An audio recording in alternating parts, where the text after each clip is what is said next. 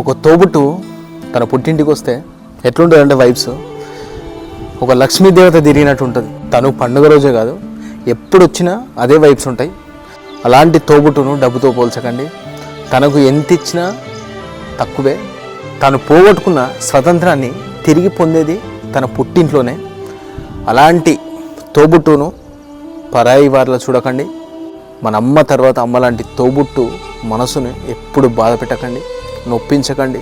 వారు ఉంటేనే మనకు బలం, ధైర్యం అన్నీ. ఏ తోబుట్టు కూడా తన అన్నదమ్ముల నుంచి ఏమీ ఆశించదు, ఒక ప్రేమ తప్ప. తనకు రాఖీ అనేది ఒక దారం కాదు, తన మనసుకు నాకు అన్నదమ్ములు ఉన్నారని చెప్పుకునే ఒక కొండంత బలం. ఒక ఆడబిడ్డ పెళ్ళి తర్వాత తన మెట్టింట్లో పడే బాధలను తన అన్నదమ్ములకు కానీ తన తల్లిదండ్రులకు కానీ చెప్పుకోదు. ఎందుకంటే తన బాధల్ని చెప్పుకుంటే వీళ్ళు ఎక్కడ బాధపడతారని ఆలోచించే మంచి మనసున్న వ్యక్తి. అలాంటి తోబుట్టు గురించి ఎప్పుడు తప్పుగా మాట్లాడకండి. తను ఎప్పుడు హ్యాపీగా ఉంటుంది తెలుసా? మన పుట్టింట్లో వారందరూ హ్యాపీగా ఉంటే సంతోషపడే వారిలో తనే ఫస్ట్ ఉంటుంది.